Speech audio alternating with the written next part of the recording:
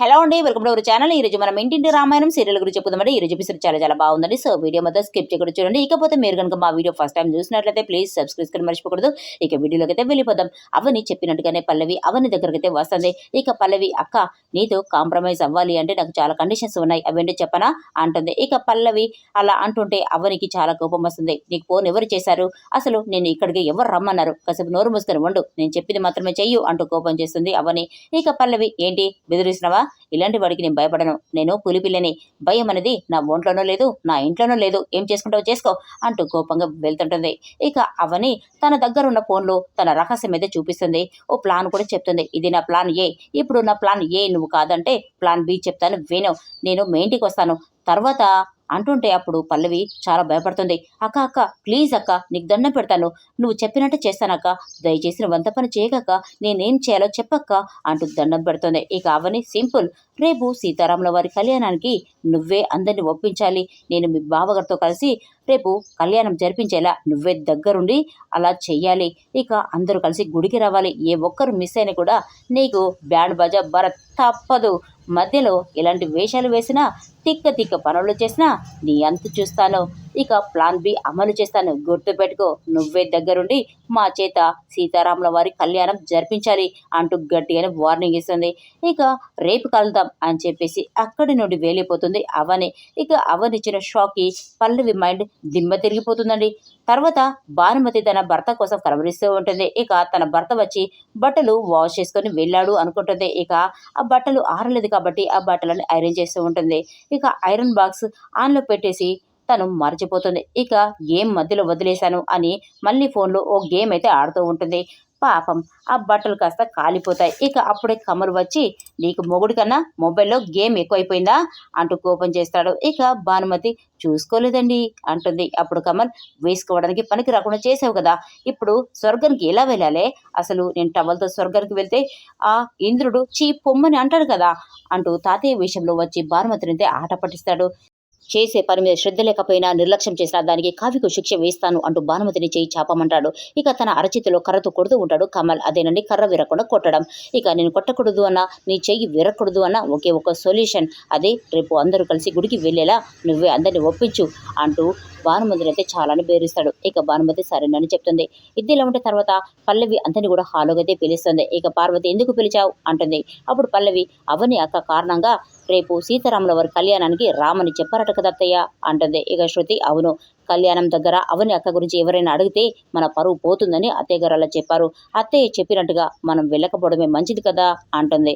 ఇక శ్రీకర్, నీకు అంత మంచిగా అనిపించిందా అంటూ కోపం చేస్తాడు. అప్పుడు పార్వతి, ఆ విషయం గురించి నువ్వెందుకు అడుగుతున్నావు అంటూ పల్లవినైతే అడుగుతుంది. ఇక పల్లవి అవనిచ్చిన షాక్కి తన మైండ్ అంతా కూడా బ్లాస్ట్ అయిపోతుంది. ఇక ఏం మాట్లాడాలో అర్థం కాదు, ఎందుకంటే పల్లవి రహస్యం అంతా కూడా తన మొబైల్లో రికార్డ్ చేసుకుంది కాబట్టి. ఇక అందుకే అవనిని ఇంట్లో నుండి పంపించినట్టే తనని కూడా ఎక్కడ ఇంట్లో నుండి పంపిస్తారో అనుకొని చాలా టెన్షన్ పడుతూ ఉంటుంది. ఇక కమల్ అడిగిన దానికి సమాధానం చెప్పకుండా అలా టెన్షన్ ఎందుకు పడుతున్నావు అంటాడు. ఇక పల్లవి, ప్రతి సంవత్సరం స్వామివారికి కళ్యాణం జరిపించారు కదా మీరు, ఇప్పుడు జరిపించకపోతే మన ఊరికి అరిష్టం కదా, అందుకే ఎలాంటి అనర్థాలు అరిష్టాలు జరగకుండా ఉండాలి అంటే రేపు మనం కళ్యాణం జరిపించడమే మంచిది అంటుంది. అసలేం మాట్లాడుతున్నావు, ఇప్పుడు మనం అవనిని పిలిపించి మనందరం దగ్గరుండి వాళ్ళిద్దరి చేత కళ్యాణం జరిపించమని చెప్తున్నావా అంటాడు రాజేంద్ర ప్రసాద్. అప్పుడు పల్లవి, మనం వెళ్తే తప్పే ఉంది మావయ్య, మనం మన సమస్యల కోసం మన గొడవల కోసం దేవుడి కళ్యాణానికి వెళ్ళకపోవడం అపరాధం అవుతుంది కదా అంటుంది. ఇక మన ఇంటి పరువు మర్యాదలు ముఖ్యం కానీ పంతాలు కావు కదా, అందుకే మనం వెళ్ళి కళ్యాణం జరిపిస్తే మంచిది అంటూ చెప్తుంది. ఇక శ్రేయ పల్లవి దగ్గరికి వస్తుంది. అత్తయ్య చాలా మంచి నిర్ణయం తీసుకుంది, మనం వెళ్ళాల్సిన అవసరం లేదు అని ఇందాక చెప్పావు కదా, మరి ఇలా అంటున్నావేంటి అంటుంది. ఇక పల్లవి, కొన్ని కారణాల చేత మన అభిప్రాయాన్ని మార్చుకోక తప్పదు అంటూ శ్రేయని పక్కకు తీసుకెళ్తుంది. ఎక్కడ నెగ్గాలో కాదు ఎక్కడ తగ్గాలో తెలుసుకోవాలి, నువ్వు కూడా ఎదురు ప్రశ్నలు వేయడం తగ్గించు అంటూ శ్రేయపై కోపం చేస్తుంది పల్లవి. అప్పుడు శ్రేయ, నన్నెందుకు తగ్గమని చెప్తున్నావు అంటుంది. అప్పుడు పల్లవి, అవన్నీ నేను ఇప్పుడు చెప్పలేను, కానీ రేపు ఎవరు గుడికి రాకపోయినా కూడా నా పని గోవిందా అంటూ చాలా టెన్షన్ పడుతుంది. ఇక శ్రేయ, అదేంటి గోవిందా అంటున్నావు అంటుంది. అప్పుడు పల్లవి, నీకు దండం పెడతాను, కొంచెం నాకు సపోర్ట్ చేస్తూ నువ్వు కూడా అందరినీ గుడికి వచ్చేలా మాట్లాడు అంటూ రిక్వెస్ట్ చేస్తుంది. తర్వాత పల్లవి, మావయ్య గారిని గుడికి వెళ్ళడమే మంచిది మావయ్య, వెళ్ళకపోతే మీరు ఇన్నాళ్ళు చేసిన పూజలు పుణ్యాలే శాపంగా మారిపోతాయి, కొంచెం ఆలోచించండి అంటుంది. ఇక రాజేంద్ర ప్రసాద్ సైలెంట్ గానే ఉంటాడు. అప్పుడు పల్లవి అక్షయ్ని, మామయ్య గారి తర్వాత మీరే ఇంటికి పెద్ద కదా, మనందరి మంచి గురించి మీరే ఆలోచించాలి కదా, అందుకే అత్తయ్య గారితో వెళ్దామని మీరేనే చెప్పండి బావగారు అంటుంది పల్లవి.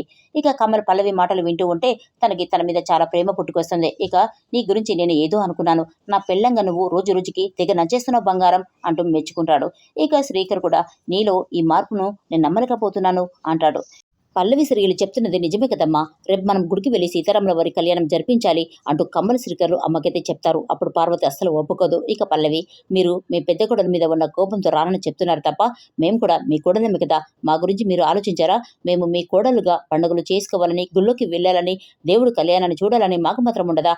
మీ పెద్ద కొడల మీద ఉన్న కోపంతో మా ఆశల్ని కోరికల్ని కాదనడం మీకు న్యాయమేనా అంటుంది పల్లవి. ఇక అక్షయ్, అవని కోసం మీ కోరికలని ఆశలని వదులుకోవాల్సిన అవసరం లేదు, అవని లేకుండా మీరేం చేసుకుని కూడా నాకు ఎలాంటి అభ్యంతరం లేదు, మీరు వెళ్ళండి, కానీ నేను మాత్రం రాను అంటాడు. ఇక పల్లవి, అదేంటి బావగారు, మీరు రాకపోతే చాలా ప్రాబ్లం అవుతుంది కదా అంటుంది. ఇక అక్షయ్, నేను రాకపోతే ప్రాబ్లం ఎందుకు అవుతుంది అంటాడు. అప్పుడు పల్లవి, దేవుడి పల్లకిని మోయాల్సింది మీరే కదా బావగారు, ఇక పల్లకి మూసే అదృష్టాన్ని వదులుకోవడం అంటే ప్రాబ్లమే కదా అంటూ కవర్ చేస్తుంది. ఇక పార్వతిని కూడా, అత్తయ్య మీరు మావయ్య కలిసి దేవుడి కళ్యాణం జరిపిస్తే మనందరికీ సంతోషమే కదా, ఆయన మన కుటుంబ పరువు ప్రతిష్టల గురించి కొంచెం ఆలోచించండి అత్తయ్య, ప్రతి సంవత్సరం దేవుడి కళ్యాణం జరిపించిన మీరు ఇప్పుడు వెళ్ళకపోతే దేవుణ్ణి నిర్లక్ష్యం చేస్తున్నామని జనం అనుకుంటారు కదా, ఇక వాళ్ళకి మన గొడవల గురించి మన సమస్యల గురించి వాళ్ళకి తెలియదు కదా అంటూ పల్లవి తన మాటలతో అందరి కూడా కళ్యాణానికైతే ఒప్పిస్తుంది.